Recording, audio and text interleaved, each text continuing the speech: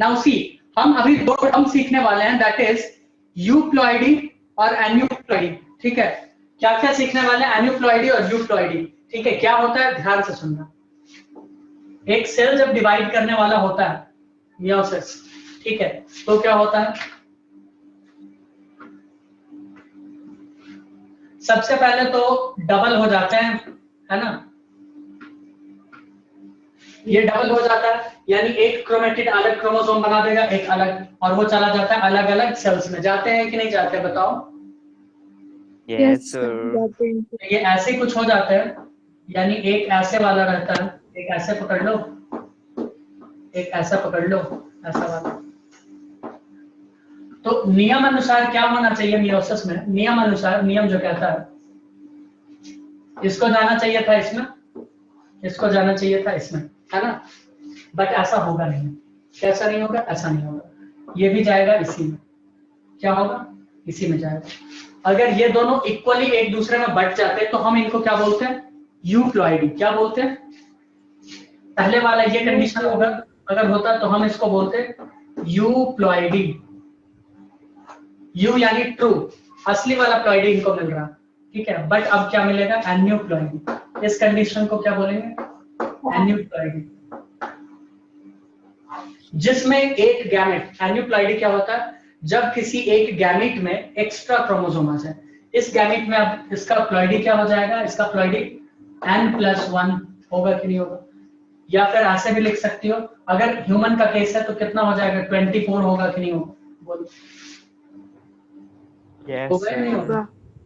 बिल्कुल। अब ये 24, ध्यान से सुनना, अब ये 24 क्रोमोसोम अगर किसी 23 वाले से मिलेगा तो जो बच्चे होंगे, क्या वो 46+1 नहीं हो सकता, या फिर सीधा 47 नहीं हो सकता? हो सकता है। और डाउन सिंड्रोम में क्या होता है? एन्यूप्लॉइडी होता है 21st क्रोमोसोम का। किसका होता है? 21st में होता है। किसका होता है? 21st वाले में। ठीक है, ये समझ में आया? एन्यूप्लॉइडी क्या होता है, यूप्लॉइडी क्या होता है, ये समझ में आ गया? समझ में आ गया? अगर हाँ तो बोलो मिटा दे। मिटा दो। आ गया गुरुजी। अब डाउन सिंड्रोम के बारे में हम लोग थोड़ा सा पढ़ाई करते हैं, छूट गया था, मैंने बताया था गलती से। डाउन सिंड्रोम को एक्चुअली इसका दूसरा नाम होता है मंगोलियन इडियोसी। क्या होता है? मंगोलियन इडियोसी। ठीक है, या फिर मंगोलिज्म। मंगोलियन। हाँ, जल्दी से लिख लो। ये मंगोलिया का था क्या? नहीं, क्या डिजीज के भी इतने अच्छे नाम क्यों रख दिए? या फिर क्या? मंगोलिज्म। आज से स्मृति का ये नाम। ये इसके नाम है, मतलब क्या है ऐसे? या फिर इसका तीसरा नाम टिकटॉकर है। क्या है इसका नाम? 21 ट्राइसोमी, ये भी इसका नाम है। 21वां क्रोमोसोम, नाम से पता चल रहा है। 21वां पे कितना है? 21वां पेयर में 3 क्रोमोसोम, है ना? पहली बार इसको देखा गया था कहां पे? पहली बार इसको देखा गया था एशिया में ही, एग्जैक्ट कंट्री हम नहीं बता सकते, ठीक है। लेकिन जो डॉक्टर इसको रिपोर्ट किया था सबसे पहले, उसका नाम था लैंगडन डाउन। क्या नाम था? Langdon down. ठीक है, उसी के नाम पे ये सिंड्रोम पड़ गया। ठीक है, सुन रहे हो अनिकेत? हाँ सर, कितना क्या ही बोले अब। क्या बोल रहे हो? कुछ नहीं। तो ये था, फर्स्ट रिपोर्ट किया गया था 1886, जो कि लिखना चाहो तो लिख लो, बट इस ये ईयर का कोई इंपॉर्टेंस नहीं है, तो इसका याद मत रखना। हॉस्पिटल के नाम पे रख देते शांति बाई।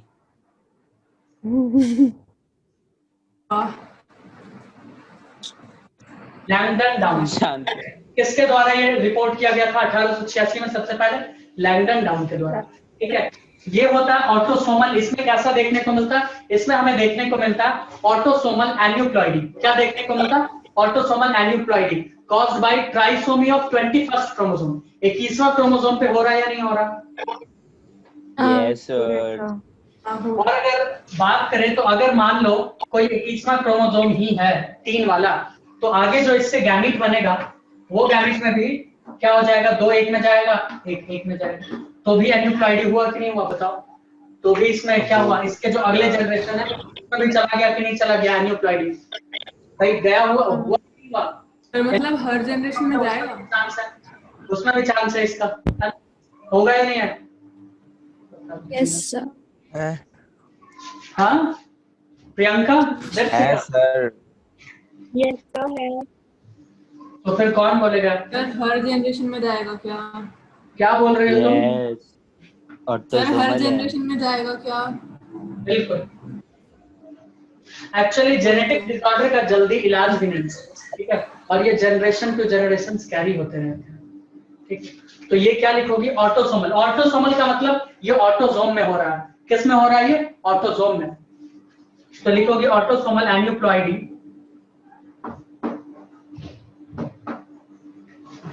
कॉज्ड बाय, किसकी वजह से ये एन्यूप्लॉइडी हुआ था? अभी जो ये दिखाए थे 3 वाला, और ये जो एन्यूप्लॉइडी हुआ था किसकी वजह से? प्रियंका बताओ, क्या ये 21वां क्रोमोसोम की वजह से एन्यूप्लॉइडी नहीं देखने को मिला तुमको? बिल्कुल ना। तो लिखो caused by trisomy of 21st chromosome. 21वां क्रोमोसोम। लोगों को हिंदी मत सिखाओ, तुमसे ज्यादा तेज है लोग इंग्लिश में, ठीक है? ज्यादा चलो, उड़ो मत। अब मैंने एक और बात बताया कि जो महिलाएं ज्यादा उम्र में प्रेग्नेंट होती हैं उनमें यह देखने को मिलता है ज्यादातर चांस। और मैंने क्यों, इसका रीजन क्या दिया था? कोई बताएगा? प्रोफेज वाला बताया था कि नहीं? कि प्रोफेज बहुत दिनों तक क्रोमोसोम में नॉन डिसजंक्शन का चांस बढ़ जाता है, यानी फटने का चांस बढ़ जाता है। दोनों साथ साथ रहना चाहते हैं तो उस वजह से कैरी हो जाता है। तो लिख लो इसके बारे में जल्दी से। क्या करोगे इसके बारे में? लिखो। क्या इसको हम ओरली डिक्टेट करवा सकते हैं? क्या हम इसको ओरली डिक्टेट करवा सकते हैं? हाँ सर। तो लिखो। क्या सब लोग तैयार हो? बोले। हाँ सर। तो लिखो ना फिर। लिखो there is increased risk of, फिर से there is increased risk of Down syndrome. There is increased risk of Down syndrome for babies of older females. For babies of older female. देखो 25-30 में अगर प्रेगनेंसी होता है तो चलो ठीक है भाई, 25-30 के फाइन है ना, सही है। बट उसके बाद सब होने लगता है, मान लो 44, 45, 40, तो थोड़ा दिक्कत है। तो एक्स ब्रैकेट में चाहो तो लिख लो प्रेगनेंसी आफ्टर एज ऑफ 45। वैसे तो ये मुश्किल है थोड़ा बहुत, लेकिन फिर भी प्रेगनेंसी आफ्टर एज ऑफ 45। कुछ बुक में 44 लिखा है। चलो आगे लिख लो इसका reason. Because 45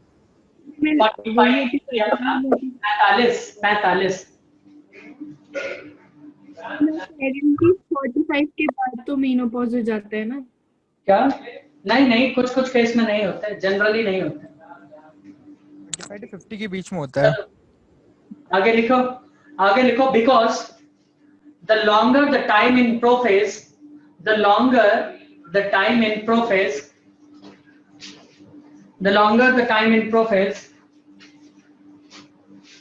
greater the chance of chromosome non-disjunction.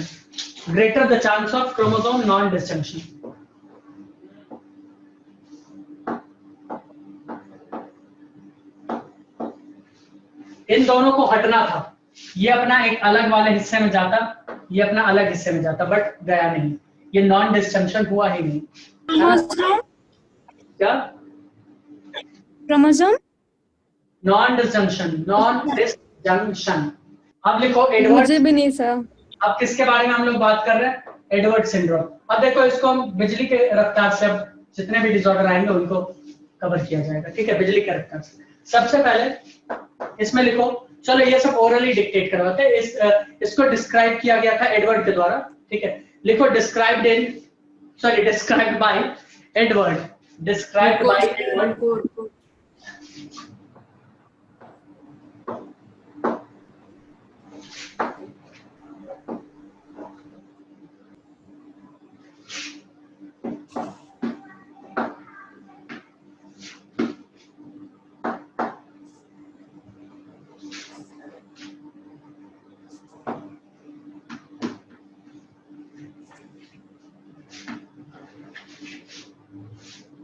अब देखो उसमें कौन सा नंबर था क्रोमोसोम का, क्या था उसमें, क्रोमोसोम नंबर 21वां।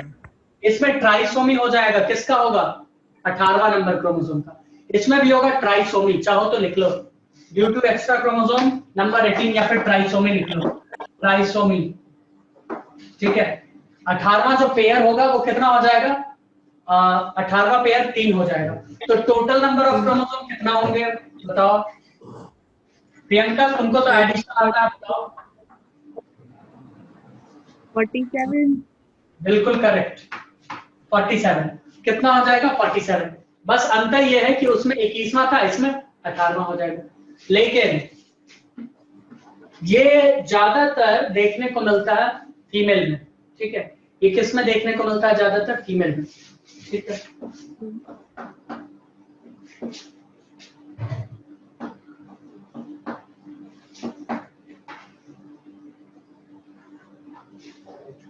इसके बारे में आगे लिख लो, लिखो ये पहले लिखो, उसके बाद इसके सिम्टम्स लिखेंगे। कॉजेस देखो, कॉज में तो आई डोंट थिंक कि किसी को कोई प्रॉब्लम होगा। कॉज में क्या प्रॉब्लम है, कॉज इसका बस यही है कि इसमें क्या है, उसमें था कि 21वां नंबर का ट्राइसोमी हुआ था, इसमें किसका हो गया ट्राइसोमी, 18 का। तो मुझे तो नहीं दिख रहा इसमें कि कोई समझाने वाला चीज है ना। बट इसके सिम्टम्स में कुछ टेक्निकल वर्ड्स आएंगे जो मुझे समझाना चाहिए तुम लोगों को, है ना। क्यों, क्या कहते हो, बोलो। बिल्कुल। चलो तो सिम्टम्स लिख लो। अब जैसा कि दीपिका और अनिकेत ने मुझे रिक्वेस्ट किया था कि ज्यादा सिम्टम्स नहीं लिखाने के लिए, तो मैं कुछ इंपॉर्टेंट सिम्टम्स को हाईलाइट करके छोड़ दूंगा। ठीक है, और नहीं बोला, यही अच्छी बात है हमारा, है ना। हम सारा सिम्टम्स नहीं लिखेंगे, कुछ इंपॉर्टेंट सिम्टम्स को हाईलाइट करके छोड़ देंगे। इसके सिम्टम्स लिखो। अच्छा, इसमें एन्यूप्लॉइडी होगा या नहीं होगा, चलो 2-4 सवाल ऐसे ही पूछ लिया हाथों हाथ। ये बताओ, एडवर्ड सिंड्रोम को हम लोग जब बेबी पेट में रहता है उसी वक्त डायग्नोज कर सकते हैं या नहीं कर सकते हैं, और अगर हाँ तो कैसे कर सकते हैं, वो क्या होता है। अभिषेक बताएगा, 1 मिनट होल्ड ऑन प्रियंका। अभिषेक बताओ, अगर तुमसे पूछा जाएगा निट में क्या एडवर्ड सिंड्रोम को या फिर डाउन सिंड्रोम को हम लोग डायग्नोज कर सकते हैं किसी फीटस में या किसी फीटस में, तो क्या बोलोगे। फीटस में अब जो मतलब ग्रोथ की फेल हो जाएगी फीटस के अंदर ही, मतलब बच्चा कंप्लीटली डेवलप नहीं कर पाएगा।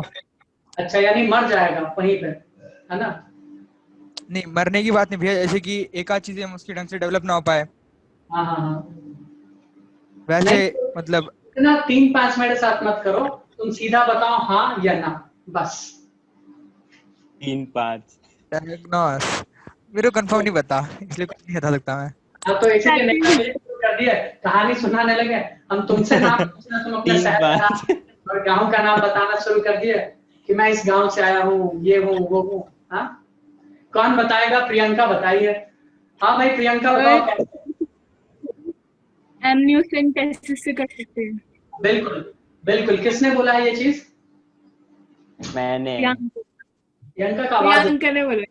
चलो ठीक है अनिकेत प्रियंका, ने। वो सही बोलिए प्रियंका। हम क्या करेंगे, एमनियोसेंटेसिस जब करेंगे तो एमनियोटिक फ्लूइड क्या किया जाता है, सिरिंज से विड्रॉ कर लिया जाता है। जब उसको विड्रॉ करोगे तो उसमें तुम क्रोमोसोमल पैटर्न देखोगे बच्चे का, ठीक है, क्योंकि वो क्रोमोसोम, ये वो जो एमनियोटिक फ्लूइड बनता है कैसे बनता है, बताए थे कि नहीं बताए थे, एमनियन से। और एमनियन किसका सेल है, उसी का तो ग्रोइंग एम्ब्रियो का तो सेल है एमनियन, याद आ रहा है कुछ। उसमें जो सेल्स हैं, उसमें जो क्रोमोसोम के पैटर्न है किसके है, बच्चे के है। एमनियोटिक फ्लूइड किससे बन रहा है, उसी से तो बन रहा है। बताया था ना एमनियन से एमनियोटिक फ्लूइड बनेगा, याद आया कुछ, धुंधला धुंधला। ठीक है, तो Yes. उससे हमें पता चल जाएगा कि अच्छा इसमें तो 47 क्रोमोसोम है, यानी जैसे ही पता चलेगा हम पता कर लेंगे अच्छा इसमें इसको तो एडवर्ड सिंड्रोम है, यानी जितने भी ऑटोसोमल डिसऑर्डर्स हैं ऐसे टाइप के उनको हम लोग पता कर सकते हैं। ठीक है, बच्चे के जन्म होने से पहले। ये याद रखना, नीट सब में इसी ऐसा ही सवाल सब पूछ लेता है। क्या पूछेगा, बोल देगा कि इनमें से कौन से डिसऑर्डर को हम लोग से ये पार्चुरेशन से पहले ही पता कर सकते हैं, डायग्नोज कर सकते हैं, उसमें हो सकता है ये भी दे दे। तुम सोचोगे अच्छा जेनेटिक डिसऑर्डर काटो हटाओ उसको, तो ऐसा मत करो, गलत हो जाएगा तुम्हारे साथ काफी ज्यादा। तो इसका पहला सिम्टम है प्रोमिनेंट ऑक्सीपुट, इसका पहला सिम्टम है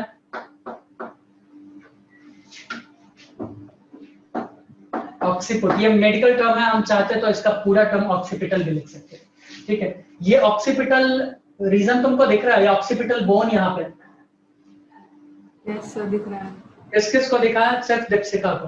तो ये जो ऑक्सीपिटल बोन है ये थोड़ा सा प्रोमिनेंट आगे की इस ओर निकला रहता है, ठीक है, ऐसे की ओर। तो किसमें होता है ये एडवर्ड सिंड्रोम वाले बच्चों में, समझ में आया?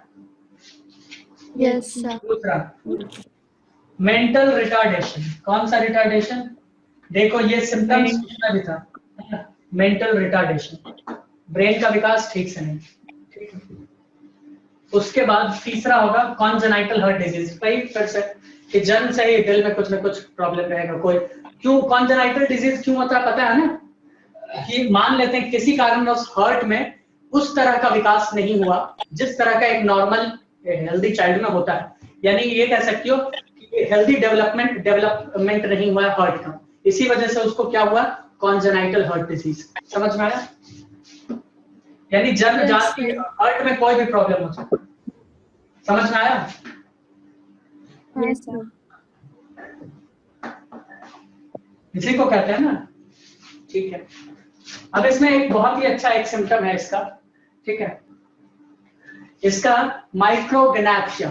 ठीक है, माइक्रोगेनाथिया क्या होता है, मुझे पता है कि तुम लोग एक अंधा या कुछ ऐसा पढ़े होगे उस सब में, जब तुम लोग अलग अलग एनिमल्स का अलग अलग कैटेगराइज कर रहे थे कि ये क्लास वो क्लास वो क्लास, है ना? तो गैंथा का मतलब तुमको पता है, माइक्रोगेनाथिया, गैनाथिया या गैंथा का इसका मतलब होता है माउथ, क्या होता है माउथ, और माइक्रो मतलब छोटा, यानी उसका मुंह बहुत ही छोटा होगा, बहुत ही छोटा। ये जो मुंह का ओपनिंग है जो नॉर्मल हेल्दी ह्यूमन का होता है वो वैसा नहीं होगा, बहुत ही छोटा होगा। समझ में आया? तो इसको कहते हैं माइक्रोगेनाथिया। समझ में आ रहा है कि नहीं आ रहा है बताओ? Alright, sir. Yes, पांच- sir. आ रहा है. पांचवा लिख लो, लो सेट ईयर्स, इसका मतलब क्या हुआ, कान नीचे होगा, कमर पे नहीं होगा, ठीक है, थोड़ा सा नीचे। मैंने बोला था ना कि कान का भी अपना एक पोजीशन होता है इससे, ठीक है, बट वो उससे थोड़ा नीचे होगा, यहाँ पे हो सकता है वो हो जाएगा। बताया था या नहीं बताया था, याद करो कुछ, बताया था तो. ठीक है। अब 6 इसमें शॉर्ट नेक, क्या होगा, शॉर्ट नेक, ठीक है, शॉर्ट नेक समझ रहे हो क्या होगा, यानी गर्दन एकदम मिला रहेगा, किससे किससे मिला रहेगा, पूरा गर्दन मिला रहेगा हेड से, किससे मिला रहेगा, हेड से, ठीक है, ये पूरा का मतलब पूरा- गर्दन होगी ही नहीं ना, हाँ, हमारी लगेगा तो मिली हुई गर्दन है। नहीं, ऐसा लगेगा कि गर्दन नहीं है, बहुत ही शॉर्ट शॉर्ट शॉर्ट रहेगा, ठीक है, तो वो हो जाएगा शॉर्ट नेक। ये फोर्थ वाला क्या है सर, मैं वापस बताना। इसका मतलब होता है कान नीचे, ठीक है, ये कान का अरे जो सर फोर्थ, का नीचे, पांचवा है वो, फोर्थ बोला। अच्छा सॉरी, माइक्रोगेनाथिया, छोटा मुंह, क्या, छोटा मुंह बड़ी बात, छोटा हूँ। वही, ठीक है ना, उसी को कहते हैं छोटा मुंह बड़ी बात। अब देखो इसमें क्या होगा बच्चा सबका, नॉर्मली जो हम हाथ खोल रहे थे ऐसे खोलते हैं या नहीं, हाथ बताओ, ऐसे हाथ दिखा, यस सर, ठीक है, हाँ, हाँ। बट वो बच्चा जो हाथ रखेगा उसका हाथ ऐसे कुछ ऐसे रहेगा, कुछ ऐसे करके ओवरलैपिंग करके हमेशा रहेगा, ठीक है, ऐसे सब टाइप में हमेशा उसका ऐसे ही रहेगा, तो ओवरलैपिंग फिंगर। संदीप ट्राई करियो, देख तेरा हो रहा है। वो लड़की नहीं है ना यार, अनफॉर्चुनेटली. किसने कहा? ये क्या होगा, सिम्टम्स तो वही है। ठीक है, हाँ? क्या बोल रहे हो तुम लोग, अब एक और कुछ नहीं लेना सर की लिख लो।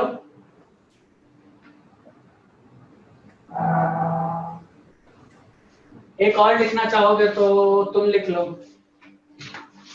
Renal mail function.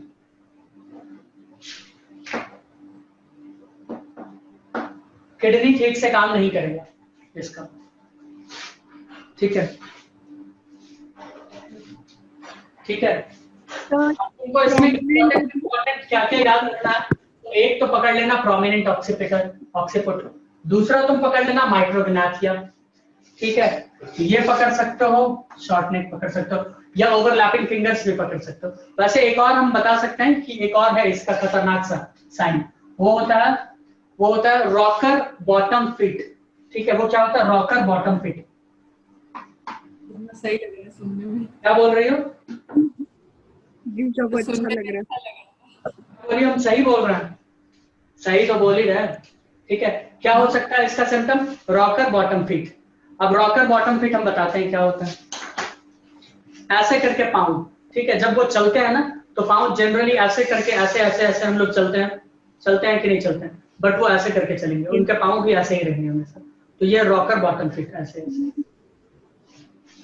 ठीक है, कैसे चलते होंगे, सीधा चल लेते होंगे। सब सही चलता है, चल ठीक है? सर ये प्रॉक्सिमल ऑक्सीपिटल की स्पेलिंग बता दो। नहीं स्मृति डायग्नोसिस ऑक्सीपुट है ये, ऑक्सीपिटल का स्पेलिंग तो ये होता है ऑक्सीपिटल।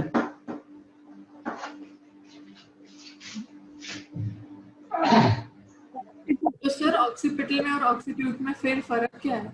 कुछ नहीं फर्क है। ओके अब देखो, ऑक्सीपिटल मतलब के पीछे वाला हड्डी, ठीक है। क्रेनियम का अलग अलग पार्ट होता है, पैराइटल 2, टेम्पोरल, ऑक्सीपिटल, है ना, और इसमें सूचर्स प्रेजेंट होते हैं। ये सैजिटल सूचर्स, पता है कि नहीं पता? ये फ्रंटल बोन, अंदर में हमारे कौन सा वाला बोन बताओ? स्फीनोइड, है कि नहीं? ये सब तो पता ही है ना तुम लोगों को। सूचर्स भी नहीं पता होंगे, पता होगा सूचर्स क्या होते हैं। हाँ वो नहीं पता। Very good. वो जॉइंट मूव नहीं कर सकते जो। बिल्कुल फाइब्रस जॉइंट, परमानेंट जॉइंट, ठीक है। उसको क्या कहते हैं? सिन आर्थ्रोसिस। क्या कहते हैं? सिन आर्थ्रोसिस। पटाउ तो हो गया, कौन हो गया? पटाउ, सॉरी पटाउ नहीं हुआ, एडवर्ड हुआ। चलो पटाउ सिंड्रोम पकड़ लेते हैं। कौन सा? पटाउ सिंड्रोम, ठीक है। कौन सा सिंड्रोम? Patau syndrome. हटाओ। ले ले पटाउ सिंड्रोम, ठीक है। नहीं। अब देखो, अभी तुमने कौन कौन सा ट्राइसोमी देखा है? 21वां, 18, पटाउ में होगा 13वां का ट्राइसोमी, बस बाकी सब वही है। तो इसके बारे में क्या बोल रहे हो? कुछ नहीं, मेरे को समझ आ गया। समझ आ गया? तो इसमें लिखो डिस्क्राइब्ड बाय पटाउ इन 1960, और देख रहे होगी कि ज्यादातर जो डिस्कवरी हो रहा है 1960 में ही हो रहा है, ठीक है। डिस्क्राइब्ड बाय पटाउ इन 1960, ठीक है, 1960 में, ठीक है। ये क्यों होता है ट्राइसोमी? 13वां का, तो लिख लो जल्दी से। This is due to what?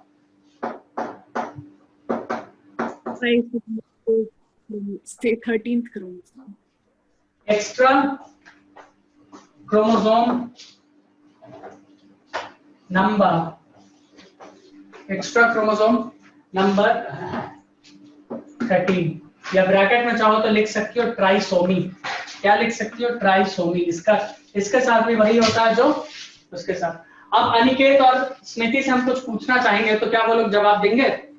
ठीक है, देगा जवाब। तो एक्चुअली पटाउ सिंड्रोम काफी खतरनाक होता है, और ये सुन के दुख भी होगा कि कैसे होते हैं इनमें बच्चे। देखो, तो पटाउ सिंड्रोम के बारे में हम पूछना चाह रहे हैं स्मृति और अनिकेत से। क्या स्मृति, अनिकेत, इसको डायग्नोज किया जा सकता है एम्ब्रियोनिक लाइफ? यस सर बताओ क्यों, कैसे, कब, कहाँ, जल्दी। जैसा उस प्रियंका ने स्मृति को बताने दो, बिल्कुल डिट्टो वैसे ही। से बोलना एक बार। क्या बोलोगी? फिर से एक बार क्या आपने पूछा वो तो बता दो, मुझे वही नहीं सुनाई दिया। एम्ब्रियोनिक लाइफ इंग्लिश में बताएं। Okay, is it possible to diagnose Patau syndrome in embryonic life और एट एम्ब्रियोनिक लाइफ?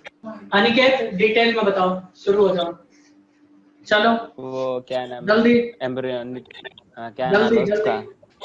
जल्दी बोलो।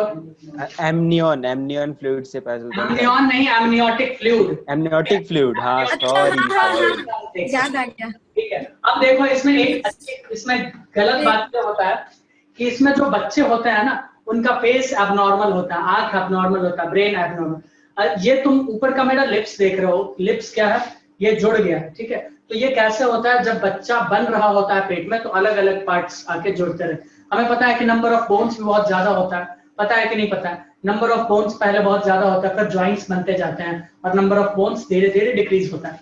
सुने हो या नहीं सुना ये बात कि बर्थ के वक्त में बेबी का बोन बहुत ज्यादा होता है, बाद में का। तो वैसे ही पार्ट्स भी, तो इसमें क्या होता है कि बच्चे का जो पार्ट है, ये नाक वाला और ये लिप्स, अपर वाला लिप्स, ये दोनों जुड़ ही नहीं पाते। यहाँ पे पूरा एक नैरो होल सा रहेगा, ये ऐसे मुड़ गया नाक की तरफ और ये ऐसे मुड़ गया, यानी ये बीच में पूरा खाली जगह रहता है। किसमें? इस सिंड्रोम में, पटाउ सिंड्रोम में। समझ में आ रहा है या नहीं आ रहा? यस। हाँ, इनके जो ये ब्रेन है, यानी ये क्या कह सकते हैं इसको, स्कल, ये बहुत ही छोटा होता है। क्या होता है? हेड जो इसका है बहुत ही छोटा होता है, एबनॉर्मल होता है, ठीक है। तो लिख लेते हैं इसके बारे में, लिखोगे? चलिए डिक्टेट करवा देते हैं, लिखो लिखो। अफेक्टेड पर्सन, और वैसे इसमें बता दें, इसमें जो जिसको ये बीमारी हो जाता है, जिस बच्चे को, उसका लाइफ स्पैन मैक्सिमम 4 महीने का है। कितना है? कितना है? 4 महीना, जन्म लेने के 4 महीना बाद, बस खत्म कहानी। ठीक है, तो लिखो जल्दी से, चलो लिखो। Affected person has small head. Affected person has a small head. लिख रहे हो क्या? Affected person has a small head and abnormalities of face, eyes and forebrain. forebrain जानते हो ना, ललाट इसको कहते हैं, ये ललाट। अब forebrain में क्या डिफेक्ट होता है, ये देखो। हमारा जो डिस्टेंस है ये नॉर्मली ये इससे पैराइटल से और ये फ्रंटल का, जो फ्रंटल है हमारा फ्रंटल बोन, ये जनरली इसका कुछ लेंथ होता है जो नॉर्मल होता है, बट इसमें क्या होगा, बहुत ही ज्यादा, इतना इतना हो सकता है, इतना बच्चों का, ठीक है। फोरब्रेन इतना बड़ा बना, तो ये एबनॉर्मलिटीज है, ठीक है। उनके आंख के जो डिस्टेंसेस हैं, ठीक है, वो थोड़ा सा दूर रहेंगे। चलो लिख लो जल्दी से, हम लिखवाएंगे सिम्टम्स में। तो क्या लिखना? Affected person has a small head and abnormalities of face, eyes and forebrain, of face, eyes and forebrain, ठीक है। और लिख लो एवरेज लाइफ स्पैन 4 मंथ्स। क्या है एवरेज लाइफ स्पैन? क्या है? 4 मंथ। क्या है? 4 महीने।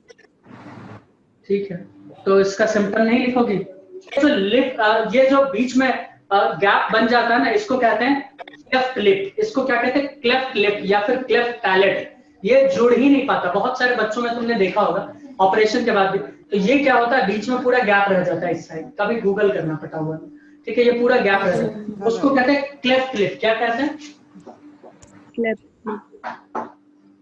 उसको कहते हैं क्लेफ्ट, ठीक है। समझ में आ रहा है? अब दूसरा इनमें जो तुमको सिम्टम्स देखने को मिलेगा इन बच्चों में होता है क्लेंच्ड हैंड्स। एक्चुअली जनरली क्या होता है, बच्चे तो वैसे भी ऐसे करके रखते हैं हमेशा हाथ। किसी बच्चे को अगर देखोगे तो सोते वक्त में भी उसका हाथ ऐसे रहता है, देखे हो या नहीं देखे हो? यस सर, देखा है। बड़ा होता है, ठीक है। उस समय क्या होता है, ऐसे करके मुड़ा रहता है हाथ, है ना।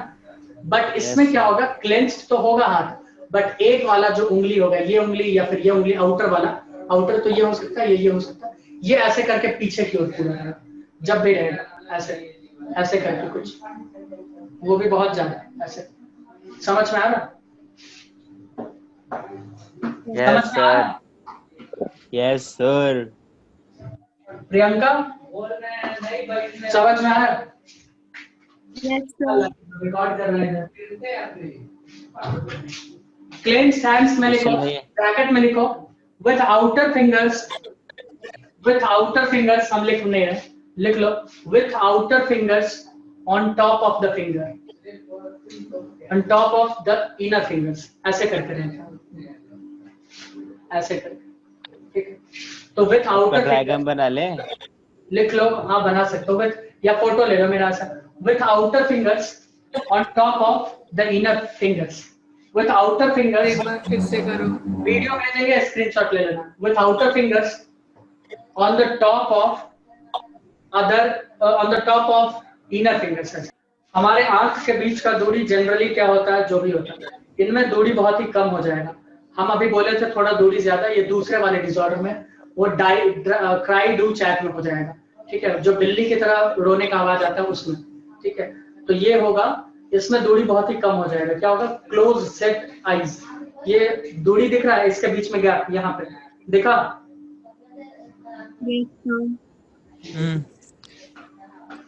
ये और भी पास हो जाएगा। ये इतना पास नहीं हो जाएगा कि फ्यूज कर जाए और दोनों आंख एक ही आंख हो जाए, ये कुछ शिव जी की तरह, ऐसा नहीं होगा, ठीक है। लेकिन डिस्टेंस बहुत ही क्या होगा, डिस्टेंस बहुत ही कम होगा, ठीक है, क्लोज से। दूसरा ऐसा हो गया ना, फिर पूजा के अब पॉलीडैक्टाइली भी इनमें तुमको देखने को मिल सकता है, ठीक है। क्या देखने को मिल सकता है, पॉलीडैक्टाइली, ठीक है। तो लिख लो एक्स्ट्रा फिंगर्स, क्या लिख सकते हो, एक्स्ट्रा फिंगर्स एंड टोज। और कितना टाइम बचा है ये बताओ, कितना टाइम बचा है? 3 मिनट। एक्स्ट्रा फिंगर्स और टोज, ठीक है। क्या होगा, पाँव में या फिर उंगलियां ज्यादा हो सकता है या हाथ में, इसको कहते हैं पॉलीडैक्टाइली। नाम तो पता ही है, या लिख दे ब्रैकेट में, बोलो। तो ये इस डिजीज के बिना भी हो सकता है ना किसी को? हाँ, इसके बिना भी हो सकता है, लेकिन ये भी एक सिम्टम है, अगर है तो इसको भी माना जाए। लिख दे पॉलीडैक्टाइली, या पता है, बोलो। लिख दो लिख दो लिख दो लिख दो।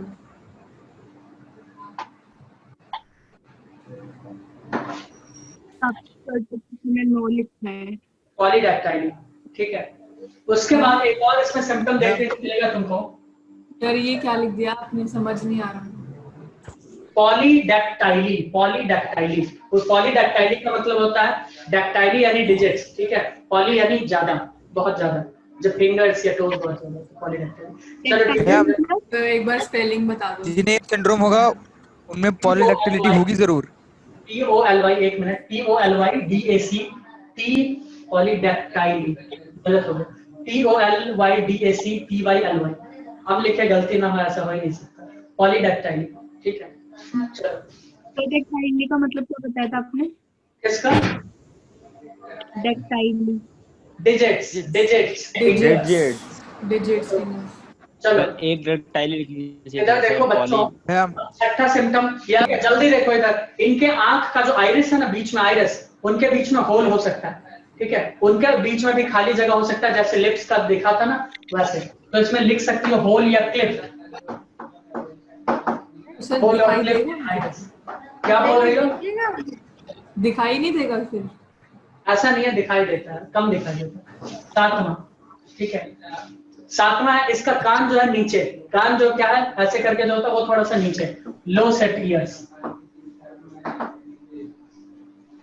ठीक है। आठवां में लिखवा दे, आठवां में लिख लो स्मॉल आई, स्मॉल हेड और स्मॉल लोअर जॉ, ठीक है, जॉ भी स्मॉल लोअर होगा, लिख लो small head, lower jaw, eyes, ठीक है। और इसमें एक और चीज देखने को मिलता है, स्कैल्प डिफेक्ट, यानी कहीं कहीं पे स्किन मिसिंग होता है, बस हो गया।